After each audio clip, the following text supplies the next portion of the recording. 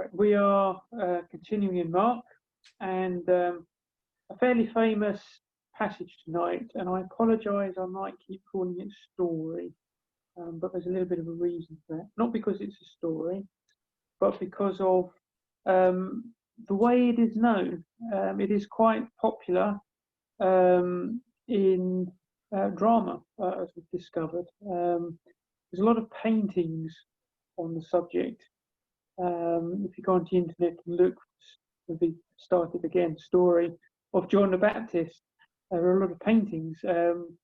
There's a film where Rita Hayworth portrays Salome. It was done in 1953, and maybe it's not as well known today by adults and youngsters, but certainly for those who or the older generation who were a bit more familiar with the Bible, they will know the account of this famous piece of music by Strauss called The Dance of the Seven Veils, which is based on the story. And I can recommend wholeheartedly, don't Google Dance of the Seven Veils, because you don't want to find the videos. That was a bit of a wake up there. So let's read the passage, which can be found in Mark chapter 6, starting at verse 14. Now, King Herod heard of him, for his name had become well known, and he said, John the Baptist is risen from the dead, and therefore these powers are at work in him. Others said, it is Elijah, and others said, it is the prophet, or like one of the prophets. But when Herod heard, he said, this is John, whom I beheaded. He has been raised from the dead. For Herod himself had sent and laid hold of John, and bound him in prison for the sake of Herodias, his brother Philip's wife, for he had married her. Because John had said to Herod, it is not lawful for you to have your brother's wife. Therefore Herodias held it against him and wanted to kill him, but she could not. For Herod feared John, knowing that he was a just and holy man, and he protected him. And when he heard him, he did many things and heard them gladly. But an opportune day came when Herod on his birthday gave a feast for his nobles, for high officers and chief men of Galilee.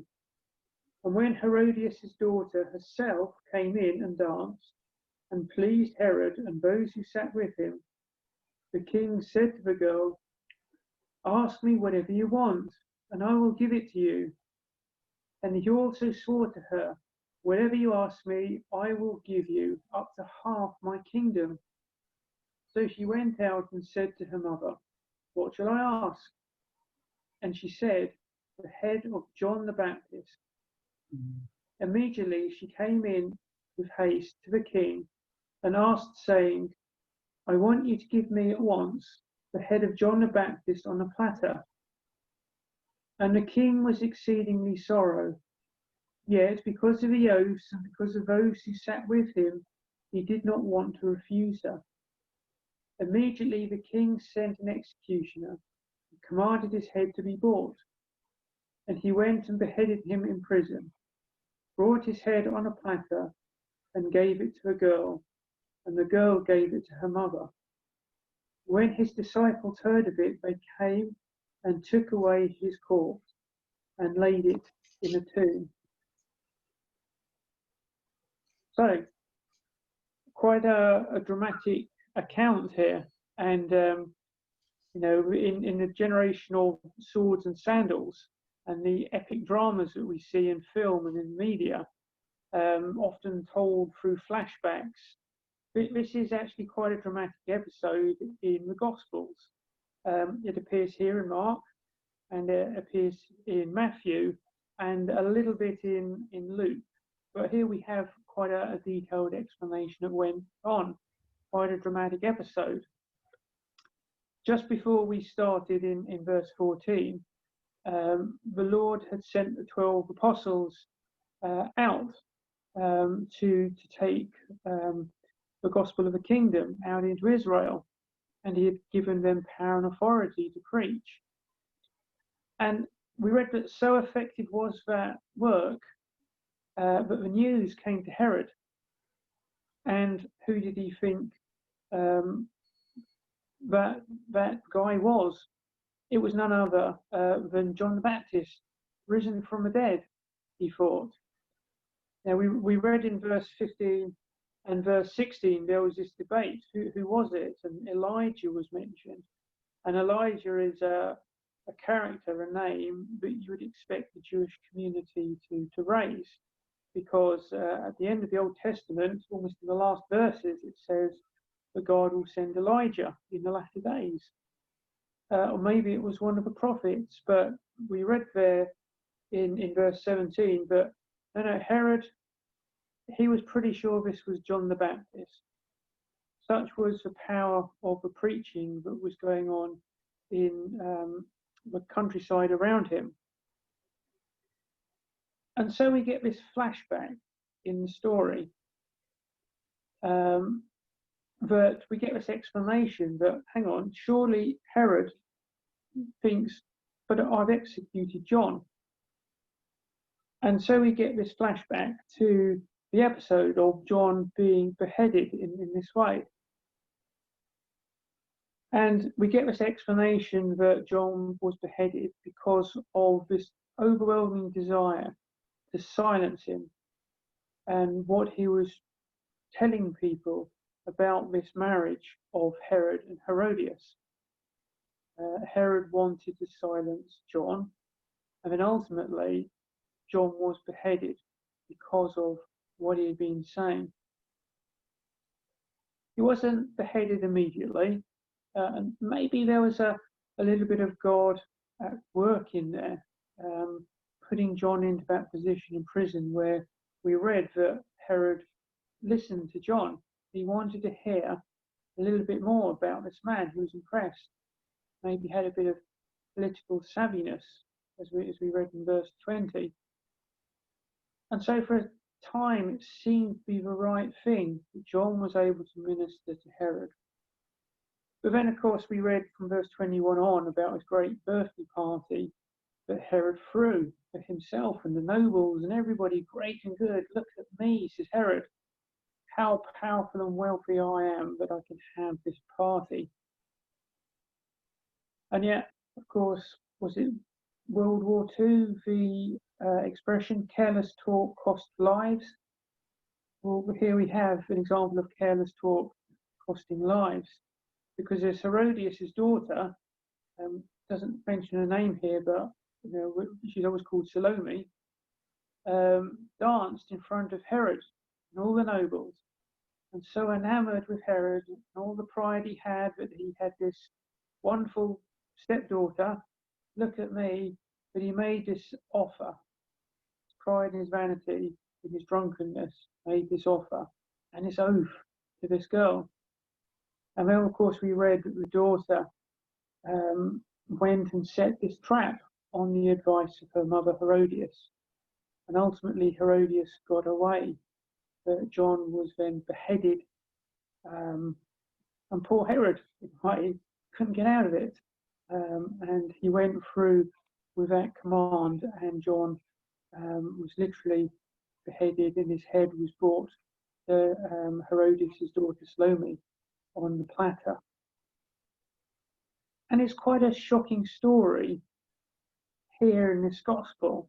It really is, like I said, the sword and sandals epics you might see from Hollywood, such as a drama. And we really have in this account quite a mine of things to think about. And most of it is centered around the characters that we meet here, not really the detail of the history, but the characters themselves. And so have a little look at the four characters, the four main characters in this: Herod, Herodias, Salome, and of course John the Baptist. So let's have a look at what Herod was like.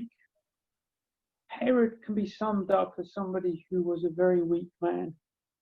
Now, it might be a bit of a surprise to say that because he was in charge. He was a ruler. He was Herod Antipas, the son of the great Herod the Great. He ruled Galilee and Perea under Roman supervision, but he had considerable power and influence, as testified by that guest list of the banquet that we read about indicates. And he was pretty used to getting his own way. He got his own way. He could do pretty well what he's like within the bounds of what the Romans said. But he was weak. He was weak because of that power he had corrupted him.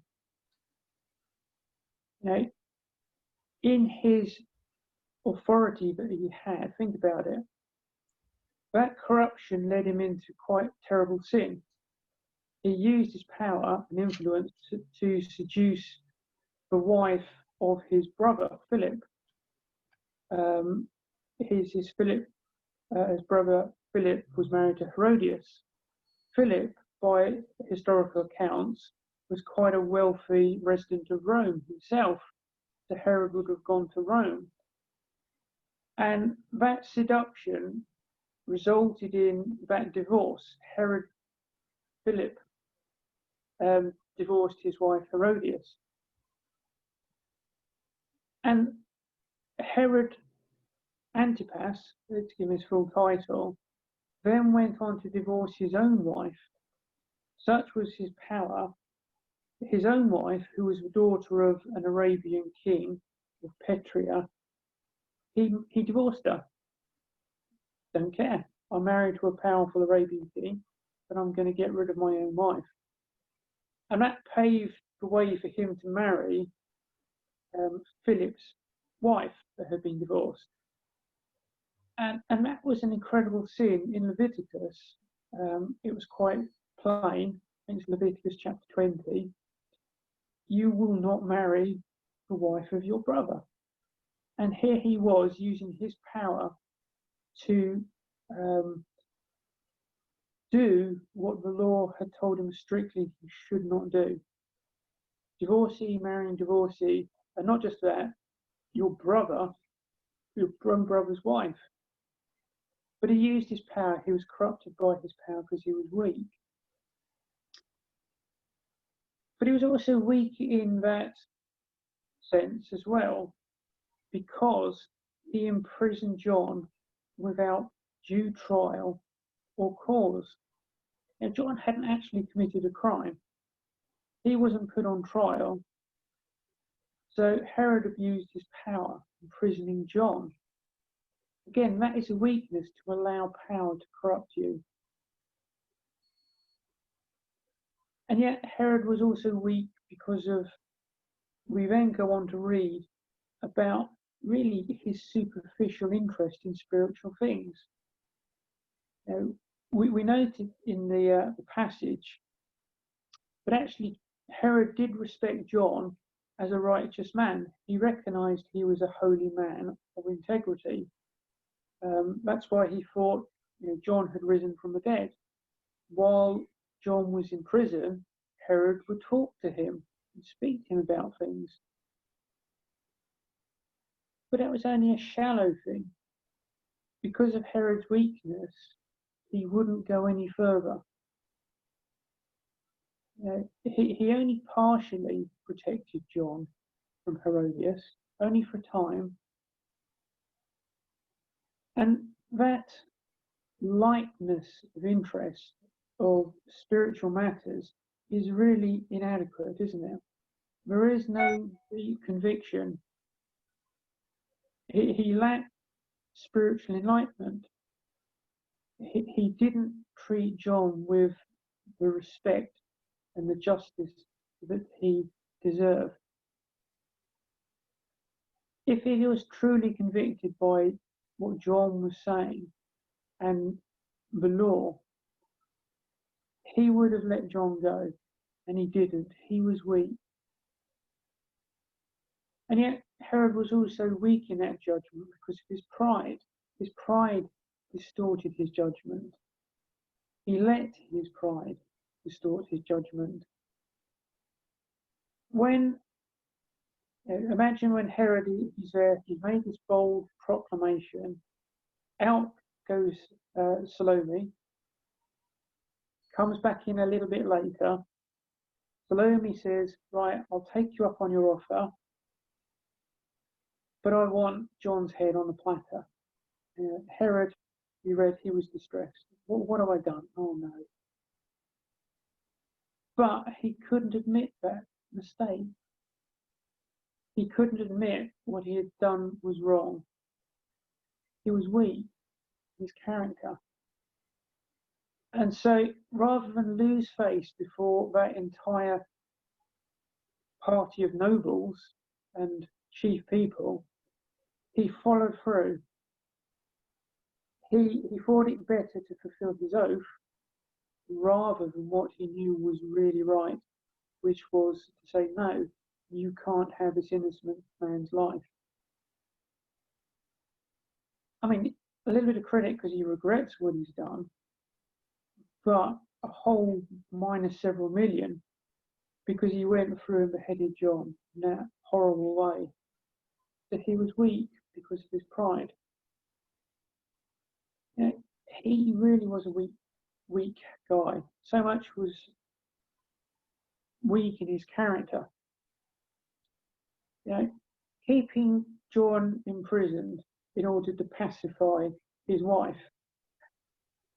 Nagging, I can't stand this man who keeps telling people that our marriage is wrong. I'll keep him in prison, yes dear. He got so drunk at this party that he made this ridiculous offer to Salome. It wasn't, oh, you've done really well, I'll give you a prize or whatever.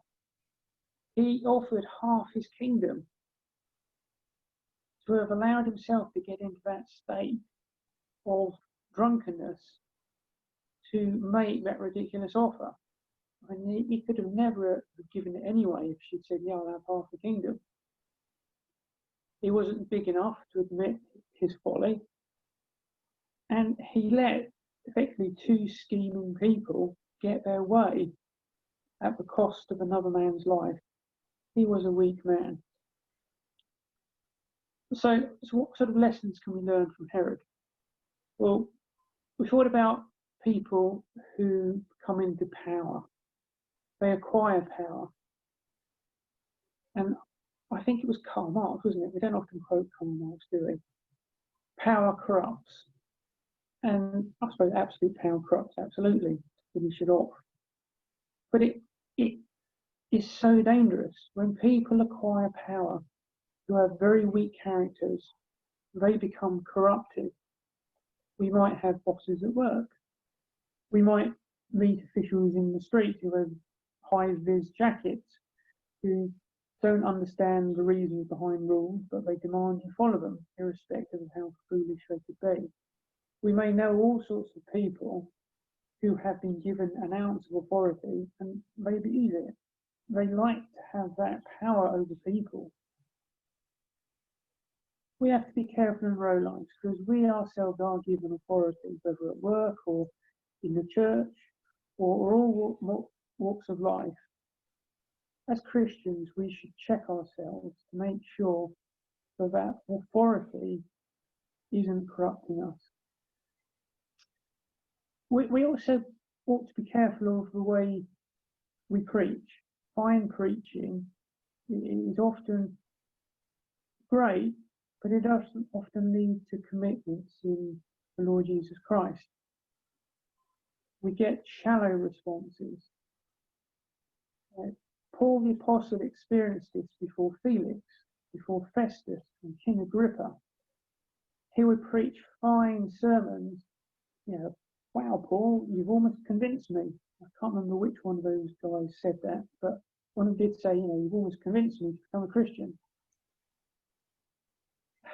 We deal with a lot of people who make very shallow commitments, and we do need to make sure, it's not our fine words.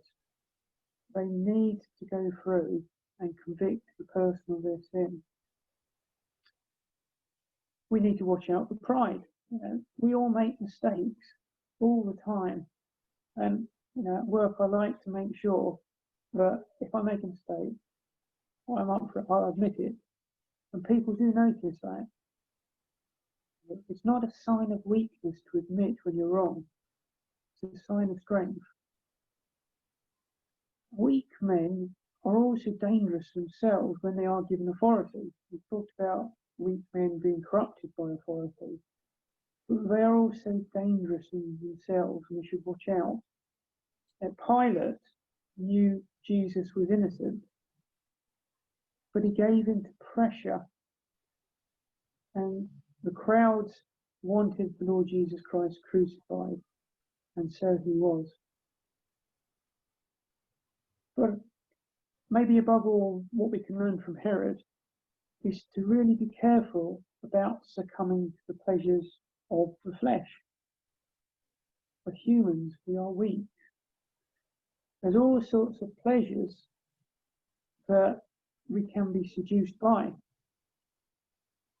and they make fools of the strongest of us. Whether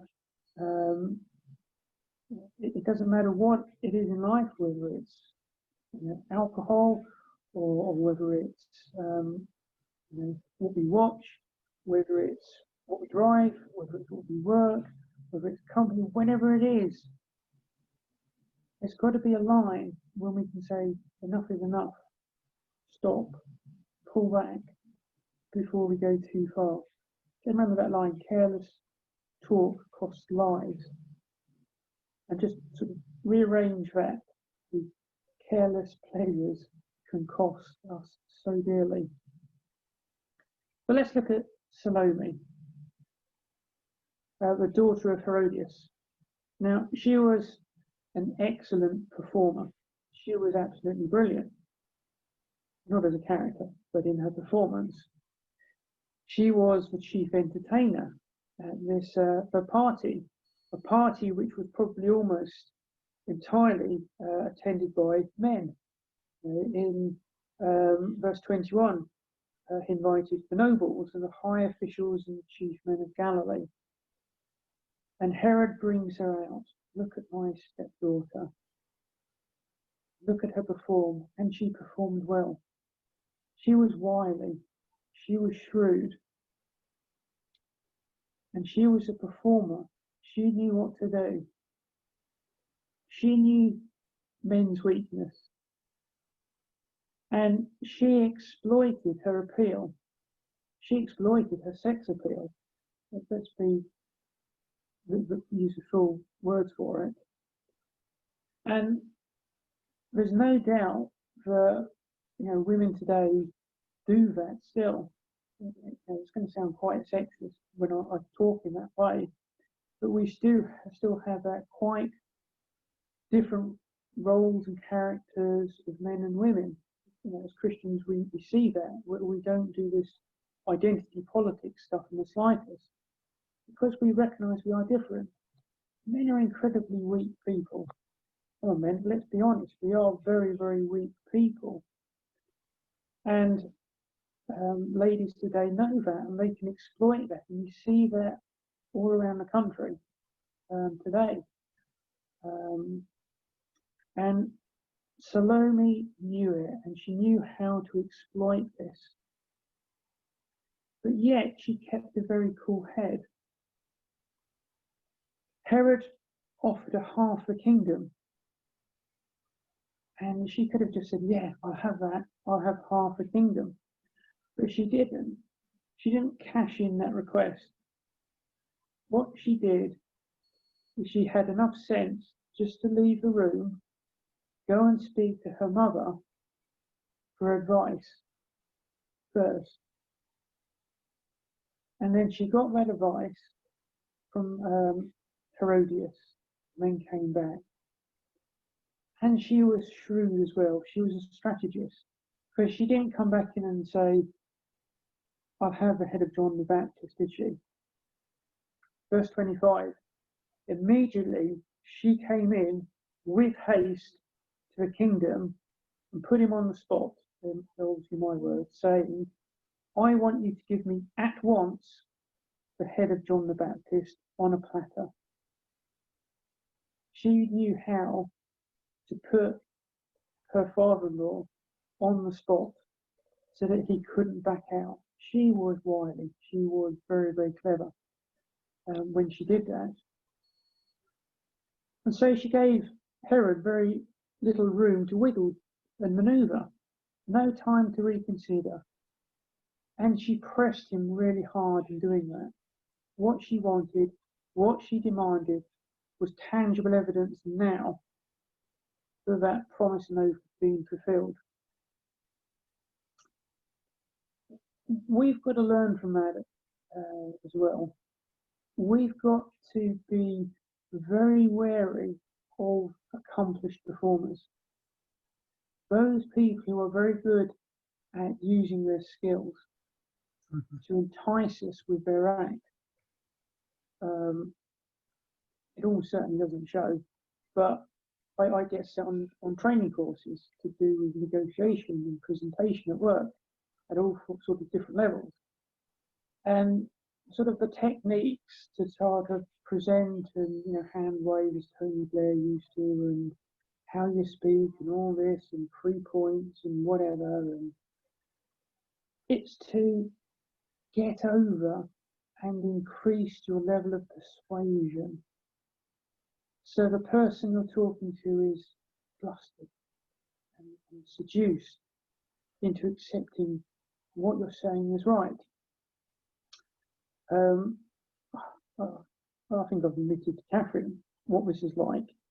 I went to, we had a visitor speaker at Westview many years ago, and it was brilliant. I came out thinking, wow, this guy, he said, it's really great what he said, and I've never heard a sermon so good. And I remember, was it mum or dad? I think it was, no, yeah, it was mum, saying, really? Get past all that performance and listen to what he actually said. And went back, well, yeah, you're right. That wasn't right, was it? We are often carried along with the act. We often carried along that we're persuaded without really analysing. Listening, not just at top level, but listening underneath, is hard work. And we need to be very, very careful that we're not enticed by other people. Salesmen, dodgy salesmen, are gifted at this, really, aren't they? They know how to entice people, and then they know how to press home their agenda. Make your decision now. You can't leave now. You're going to change your mind. They want your decision made now. And yet, although I'm warning us to guard against this enticement, I would actually say we need to guard ourselves about doing it as well. When we present the gospel, we often put people under pressure to make a decision, really, when they've not taken it in. And you get this superficial acceptance, but there's not a faith type acceptance. And it actually does more damage if you think about it in the long run, because they think they're a Christian, and it all sort of, like the shallow, the seed that falls on shallow ground, initial sprouting, initial growth, and off they go. So we have to be careful ourselves when we present the gospel to make sure we're not doing the same back, to push people into that kind of false acceptance. Life is short, really, in the context of eternity. We want people to believe in the Lord Jesus Christ, but we want them to really understand and genuinely accept him, that saving faith. So let's watch our own sort of evangelism as well, and take care both ways. Hope that came across okay, because it might not have. But anyway, let's look at Herodias. Herodias. Now, she was a lady who was, let's face it, pretty wicked in her own right. She harboured a grudge. Verse 19. Therefore, Herodias held it against him and wanted to kill him. That's John the Baptist. She had that real grudge inside her. She just didn't like what John was saying. She wanted him dead. John was saying, the marriage was wrong. It was getting out into the public domain that John was saying this. And although Herod tried to pacify her by having John stopped, put into prison, that wasn't enough for Herodias. She wanted him dead, and she allowed that grudge to grow and nurture into what was ultimately murder. But Herodias also felt insecure. If you think about it, she'd married a man who'd already demonstrated that he had a wandering eye. He was already married, Herod, if you remember, and he had a wandering eye when he saw Herodias.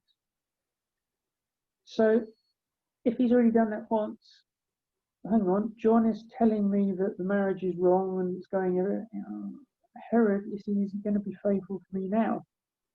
So she had that doubt and insecurity. Especially if John is having this private access to Herod, teaching him about the law, probably every now and again reminding him of that chapter in Leviticus, he should not have married his brother's wife. And so that doubt lingered and gnawed inside her, growing and growing. And so Herodias demonstrated that real ruthless streak, didn't she? When the opportunity came, served to her on the platter, imagine her daughter coming into her. Guess what? Herod has promised me half a kingdom. What do I go for, Mum? And Mum grasped it. He's promised this in front of the whole court of people. Forget about your dignity. Forget about your well-being and all that it is material. I want John the Baptist's head on a platter. She took that opportunity. Her vengeance bore fruit on the death of John and led to that real worst of sins. She didn't commit the murder of John. She got her daughter to go and force Herod to, and so on, that sequence. She started that sequence which led to John's death. I was reminded, thinking about this, of Agatha Christie and Poirot's last case, where Poirot is upset because he finally uncovers a murderer who isn't a murderer. Sorry, it's a plot spoiler here coming. He recognises somebody who's very good at getting other people to commit murder by whispering in their ear and forcing them by their own weak characters to go out and commit murder. I'm not going to spoil in more about plot, but don't let that harbour up inside of you, trying to make use of other people to do your own dirty work. I found this expression online, but I couldn't attribute who it was to. But I'll read it anyway. It is more foolish to harbour a grudge than it is to cage a tiger. As you feed both, they both grow stronger and more vicious. And then ultimately, when you let them out the cage, it just wreaks havoc. And that's true, isn't it? Harbouring a grudge is like housing a tiger. You build it up, you build it up, you build it up, and then when it finally comes out, it leads to something terrible. In this case, it was murder. We need to watch for grudges in our lives. Stop them. Lance the boil as soon as you can. Watch for people who tend to overreact. People who feel their status is threatened or insecure tend to overreact. They're threatened, they're going to lose out. Watch out. Don't allow that to happen in people's lives. And yet, of course, we can always probably think of people whose own lives themselves have been ruined by that thirst of vengeance. Think about the crucifixion of Lord Jesus. Ultimately, that was a result of the Jewish leaders looking for vengeance. They hated Jesus. They hated how he spoke. They hated how he behaved. They showed him up. He showed them up in what he did, in how he acted, his knowledge of the law, the debates. He always won. But they were shown up every time, and they wanted their revenge, and in such a public, humiliating way. So let's just look at the fourth one, John the Baptist. John's character, he was very even-handed. He didn't reserve criticism on soft targets. It didn't matter really who you were, young, old, high or low. He would condemn wickedness without fear or favour. He wasn't willing to compromise over the truth, whatever it cost him his own life. So he was even-handed. He was a worthy, respected chap. But he was also impressive in his manner and his conduct in doing that, but also in the way he did that. He made that real, deep and abiding impression in Herod. Remember, when Herod first got to hear of what was going on in the countryside with that preaching from the disciples and the Lord Jesus, his immediate reaction was, well, that must be John the Baptist, risen from the dead. John must have already made that impression on him because he recognized who he was and his righteousness and holiness. And yet, even in prison, John persevered, didn't he? He kept talking to the king, giving him that time, hoping to reform him. And although that is worthy, it does actually contrast with the Lord's behaviour, because on one occasion, the Lord Jesus refers to Herod as a fox or a jackal, quite the opposite of John. And when the Lord Jesus was before Pilate, and Pilate was plying questions on him and give me your answer, blah, blah, blah, blah, blah, the Lord Jesus said nothing. The opposite strategy.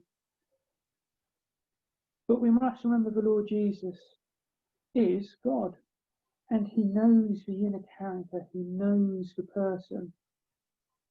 And although the Lord was unwilling to waste time on people who he knew had hard hearts and would not listen, John persevered. And what can we learn from John? It takes a lot of courage to stand up even today, to speak out on certain issues. I mentioned identity politics earlier.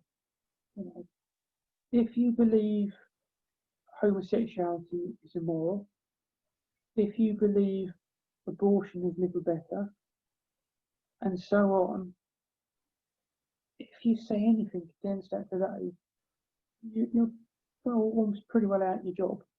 You've lost your job.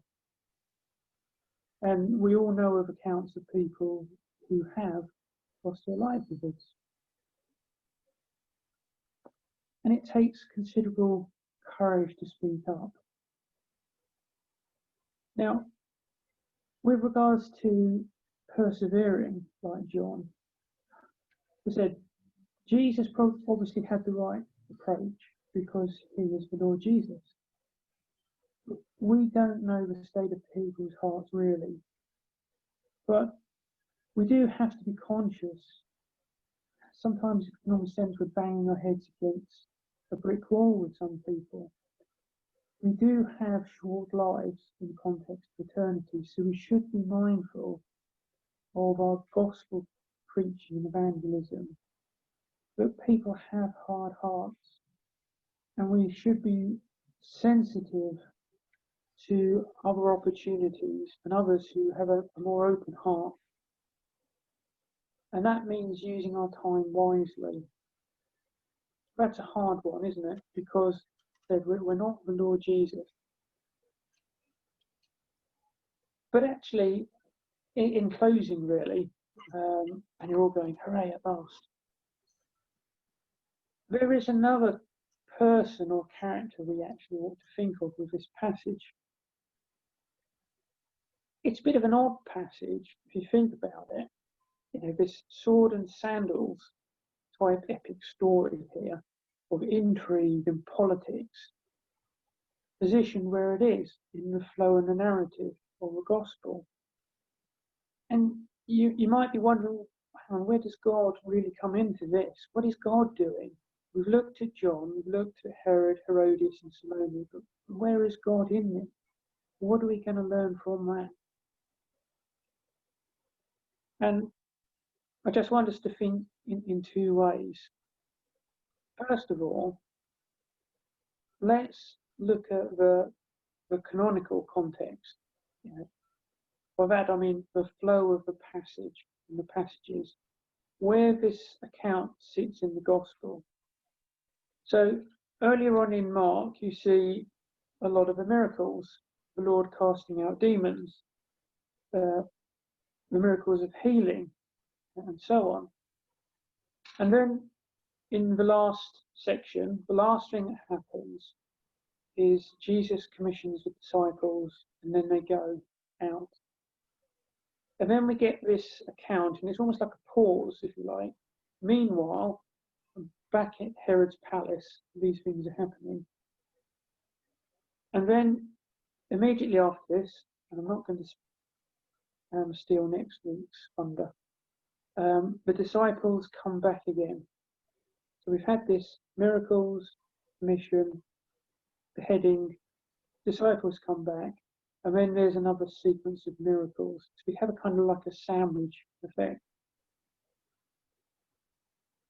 And by placing these events here and the way that John is beheaded, God is trying to continue the flow and the message.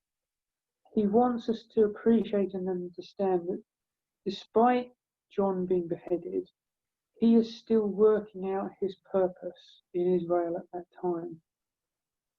He is still trying to call the people to Jesus. The gospel of the kingdom was still being proclaimed. That was his plans and purposes. He wanted people drawn to him, despite what was going on here in this account. Disciples, miracles, either side, surrounding it. He was in control. But I mentioned the other little sort of context of what God was doing. And that's the historical context of this passage. Decapitation is a terrible thing. It's a dreadful thing to happen to somebody. You know, you think of all the sort of beheadings in history from King Henry VIII and Elizabeth and all that, and wanting a nice sharp clean axe rather than a sort of hacking thing. But it's dreadful because it also has shocking, powerful propaganda effect. And it's not just horrible, obviously, on the person who dies, but it shocks the people around as well. And you may remember ISIL, the Islamic State, and the terrorist organisation, and what they did several years ago. They kidnapped people and beheaded them and put the videos online for people to watch. They wanted to shock people. And you may remember the 2015, there were 20 Christians that were kidnapped and beheaded, and their video was put online. In warfare, you might hear of the decapitation strategy. It doesn't mean our troops go into theatre and start hacking people's heads off. It's all about trying to take the top level command out, politicians, the Saddam Husseins. Do that, and the rest of the organisation collapses underneath it. It's designed to shock. Is that what is happening here? No.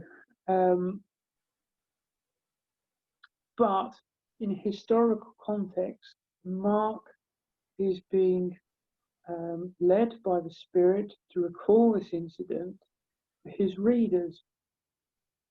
Mark, we often think, is really the gospel written by Peter. And Peter, as we know, ended up in Rome. The Christians in Rome at that time were already witnessing the expulsion of Jews under Emperor Claudius. And it was, of course, a fledgling Jewish community, probably around about Acts chapter 18. And yet they were going to face a greater challenge only a handful of years later, when Emperor Nero burned down half of Rome. And who did he blame? The Christians. And he went out on a murderous spree. And it was at that time the leaders of the church, Peter and Paul, were put to death. A decapitation strategy. And so through this narrative of what's going on, Mark is trying to show the readers that God is still in control. Probably the most poignant verse in this passage actually is the last verse. When his disciples heard of it, they came and took away his corpse and laid it in the tomb. And then they would have gone on and obviously told the Lord Jesus Christ what had happened. But it's a moving thing that throughout this dreadful thing, God was in control still. And the message that wanted to go out to the Christians is no matter what happens, God is still in control. And he works these purposes out for the good of all of us and to bring him glory.